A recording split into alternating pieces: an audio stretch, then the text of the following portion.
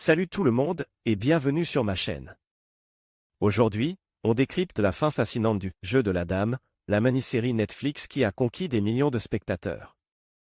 On a tous été captifs par Beth Harmon, son ascension fulgurante dans le monde des échecs, et ses démons intérieurs. Mais que signifie réellement cette fin? On a vu Beth, une enfant traumatisée, trouver refuge dans le jeu d'échecs, une échappatoire à la réalité et à ses addictions. Son génie est indéniable, mais son chemin est semé d'embûches. Elle affronte le champion russe, Borgov, subit des défaites cuisantes, et lutte contre ses dépendances.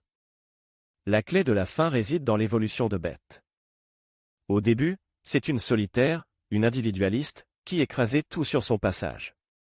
Elle oublie même son premier professeur, Shebel, dont on découvre la dévotion silencieuse à la fin. Ce retour sur son passé la marque profondément. Le parallèle avec l'Amérique est frappant. Alors que Beth lutte contre Borgov, elle est soutenue par la communauté des joueurs américains, qui ont compris l'importance du travail d'équipe, contrairement à l'individualisme initial de Beth. Cette solidarité est sa force nouvelle. Sa victoire finale sur Borgov n'est pas seulement une victoire sportive, c'est une victoire sur elle-même. Elle ne dépend plus des tranquillisants pour voir l'échiquier sur le plafond, son talent est inné. La scène finale, où elle refuse les conventions et choisit de jouer aux échecs avec des joueurs russes dans un parc, est symbolique.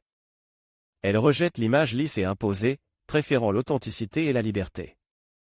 Elle refuse de se conformer aux attentes, qu'elles soient politiques ou sociales. En conclusion, la fin du Jeu de la Dame ne nous montre pas simplement une championne d'échecs, mais une femme qui a surmonté ses traumatismes et trouve sa propre voie, en choisissant l'authenticité et la connexion humaine au-dessus de la gloire et de la reconnaissance superficielle. Qu'en pensez-vous? Dites-le moi en commentaire. N'hésitez pas à liker et vous abonner pour plus de vidéos. À bientôt!